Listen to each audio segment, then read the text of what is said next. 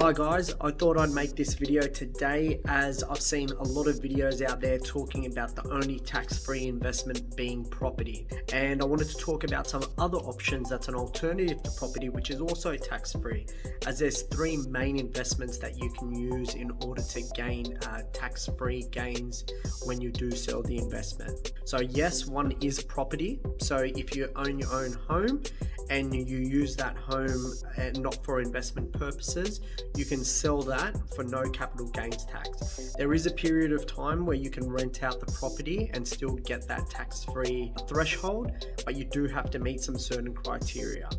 There are another two options, one of them being investment bonds and the second option being a pension account. So let's break that down.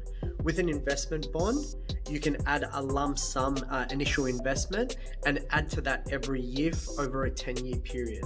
Now, if you don't make over 125% of the previous year's contribution for that length of the investment, then at the 10-year period, that will be capital gains tax free.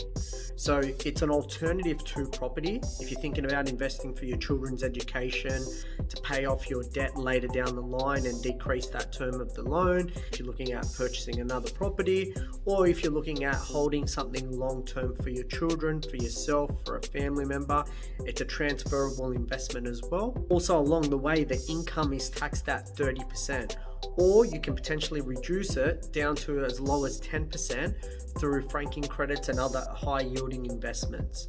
So if you're someone that's on a higher marginal tax rate than 30%, this is something to consider for yourself. Now, the other option is a pension account or a superannuation environment.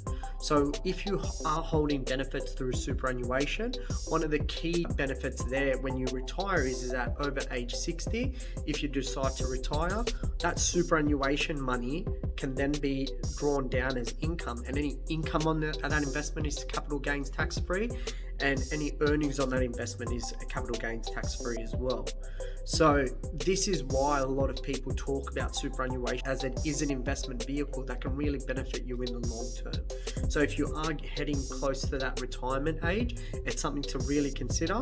If you are someone that's younger, you don't have to wait all the way till retirement to get those tax benefits, because when you're making those contributions into your super, it's taxed at a maximum of 15% on contributions tax. If you use your own money that's already been taxed, you're putting it in tax free, and that forms part of your tax-free component of your superannuation fund.